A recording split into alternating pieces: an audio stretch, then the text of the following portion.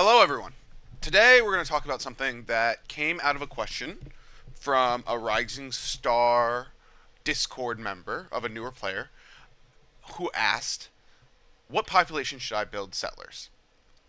Generally in Civ, you either get to, 3 population, 4 population, or 5 population, and you build all your settlers that you need to build for the entire game, generally, but not always, at that population, and then you continue kind of with the rest of your game.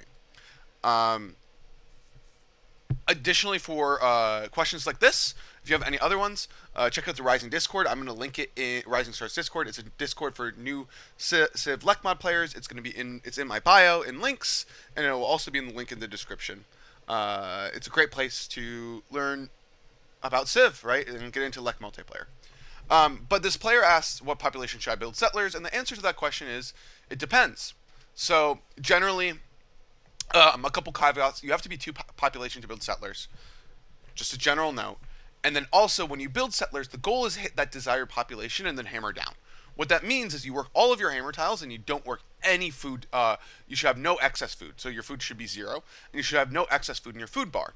So what that means is that essentially, if I want to 3-pop settlers, I'm going to get to 3-pop. I'm going to work all my hammers. I'm going to finish my worker or whatever is in my build queue, and then I'm going to start my settlers. So going into that, we have some entry criteria for or prerequisites for when we should be thinking about what population we should get our capital to before we should start our settlers. The first criteria is it's a really big deal if your capital is on a hill or on a flat tile. Right? If you're on a flat tile, it's a 3 food, 1 hammer tile. And the reason that this is such a big deal is flat tiles you grow a lot more quickly to each population metric than you do if you're on a hill, because a hill is a 2 food, 2 hammer base city tile. So the hill tile, the city tile, is more production. The flat tile, it's 1 more food.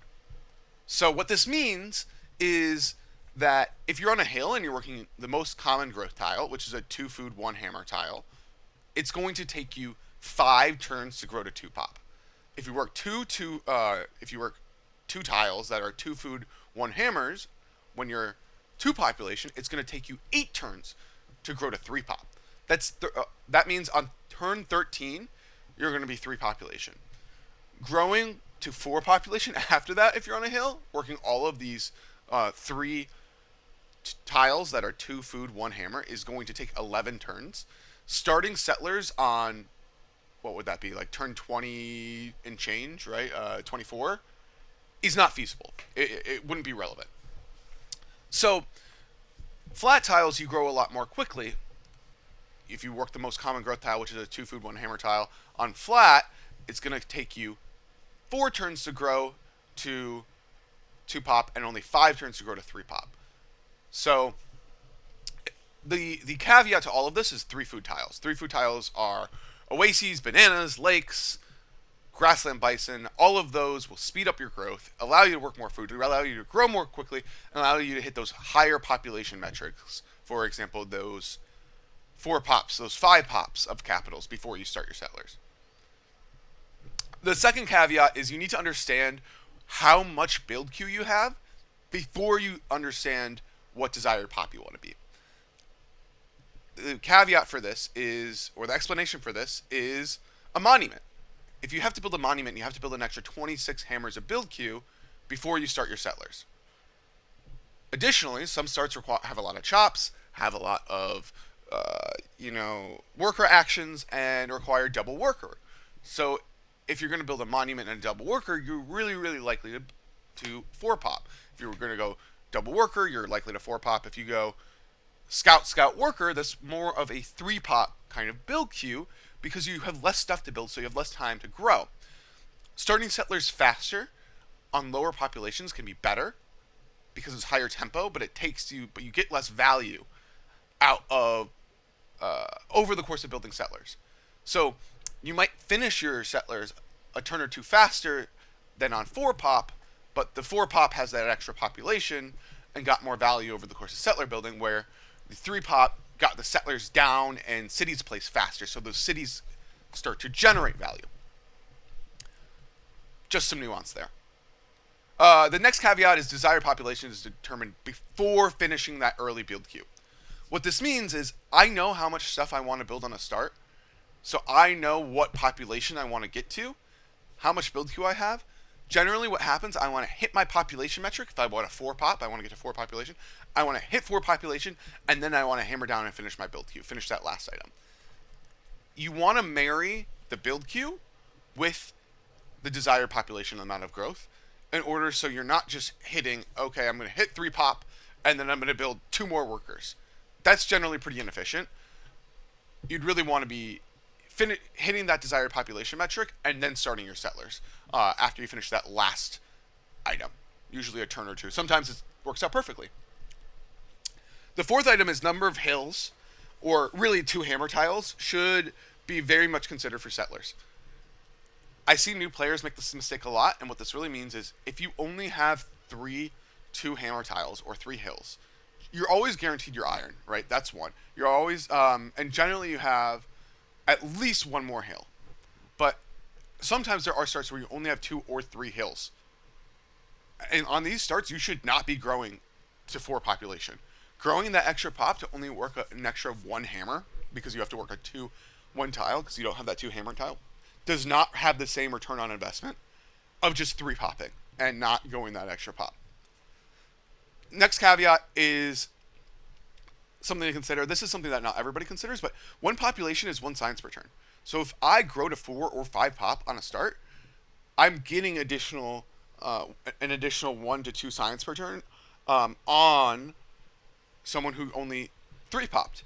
Why is that important? Is because if I need a lot of technologies on a start, if I have a jungle start, for example, jungle starts are the most common for this instance. I need a lot more technologies because I have to tech bronze working, and generally after calendar at minimum. Sometimes you have a jungle truffle start that would require trapping as well. On coast you have to tech sailing, which is an extra expensive technology. So these are all crucial techs so you can just improve your luxes so you can settle cities without going unhappy. That's very important to know because these starts that have more techs to tech, you generally want to be hitting higher populations so you can speed through those techs and get them up a little bit more. And you sometimes have an extra worker so you can actually improve your luxuries at a reasonable rate so you're not settling unhappy. The last caveat is this: is food ruins complicate everything. Food ruins are in the game. They're 12 to 16 food each. They occur in about 50% of your game. Sometimes you get 2, sometimes you get 0. But you can be intending to 3 pop on a start. You can get a food ruin and then you can 4 pop. You can be intending to 4 pop on a start. You can get a food ruin and end up 5 popping. It just complicates the whole formula, and you just have to play around. The other thing I'm going to talk about briefly here, that's not in the caveat, is these. I'm going to go through some starts because it's very start specific, and what happens in your game affects your build queue, affects what you need. You know, sometimes you buy a scout, sometimes you have a natural wonder, right? Sometimes you buy a worker, right? All of these things will affect your build queue, which affects the population that you make settlers. So going forward, this is the first start I have. This is an on hill start with 3 food tiles. So generally on a start like this, especially when I have 3 first ring hills, I know I'm going to be able to buy that south silver, right, on that desert. I'm thinking I probably want to 4 pop. I have a lot of hills to work, looks really efficient, looks really easy to grow. With this amount of 3 food tiles, I'm going to very easily be able to push 4 population and then build whatever I need, if it's scout worker or it's scout monument worker. I will say the start with this Petra capital and this many hills is leaning a little bit more trad to me. It's a capital that probably wants hanging gardens and maybe a Petra, and then can be very, very strong late game because it'll have so many hammers to work. It's got actually, some fresh water tiles and some growth, but not an overwhelming amount. A lot of hammers. So I'm thinking initially I probably want to lean tradition. I probably want to 4 pop. This start was very weird, I'll say, but I think it highlights very well how this can kind of be funny. So I end up 4 popping here, but for very weird reasons. So initially I get a 75 gold ruin and I meet Lima. And what I do is I buy a scout with that 100 gold. 100 gold for a 16 hammer scout is very, very gold to hammer efficient, and it's very high tempo. because it allows you to start your worker much more quickly. I was then 2-pop, planning to 3-pop, at least 3-pop my first settler, and then maybe consider growing afterwards. That's another strategy you can do. You can finish your first settler and then grow to another population if you think you're going to need a lot of workers on the start, or you think you need that extra bit of build queue, right? Sometimes you would do worker in a shrine. It just depends. But I allowed myself to get a food rune. I high rolled, and I'm 3 turns off growing and 4 turns off my worker. The worker's actually 1 hammer off, so I'm going to grow into this iron eventually, and I will finish the worker and be able to perfectly 4-pop these settlers. This is I will be able to start the settlers on turn 9. This is the build queue's perfect for a single worker start. There's not a lot of chops. There's not a lot of extra worker actions they can do. The worker can just kind of start improving these silvers and go from there. And this is a phenomenal start, right? Turn 9, I'm going to be starting my settlers on 4-pop. It's great. I'm going to have a phenomenal trad game here. This next start's a little funny because you can see I only have 2 hills, right? Or 2. Now, where my warrior is could be my iron. So it looks like I'm going to have 2, maybe 3 settler tiles. But I don't know. The funny thing is I'm on a gold regional, right? Gems can't be regionals. Gold is the only thing that can be. There are specific lexes in the game.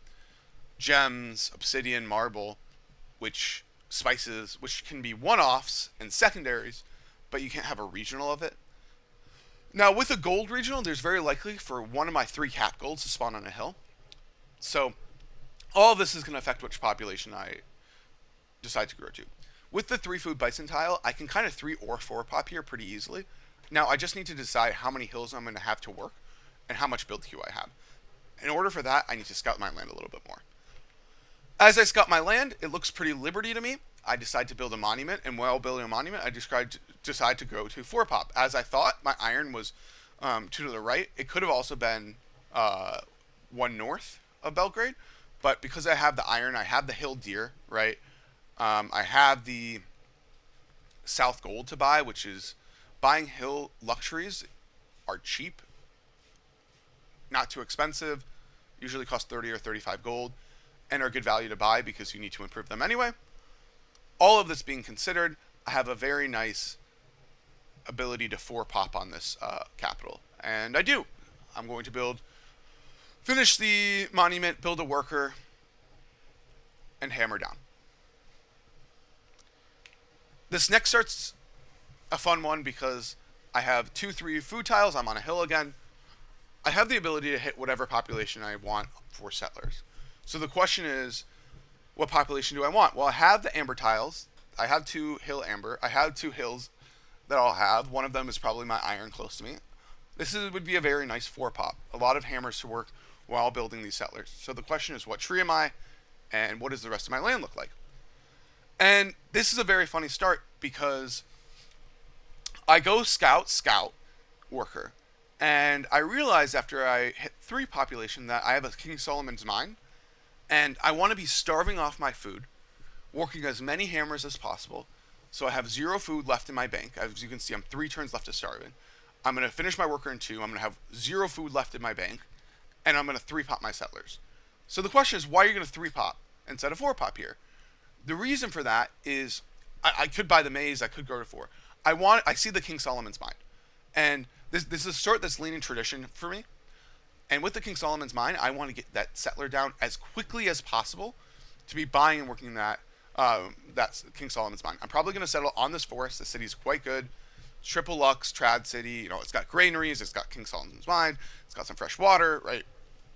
Very good tradition city. And I want to, start building whatever expand wonder I would like to build.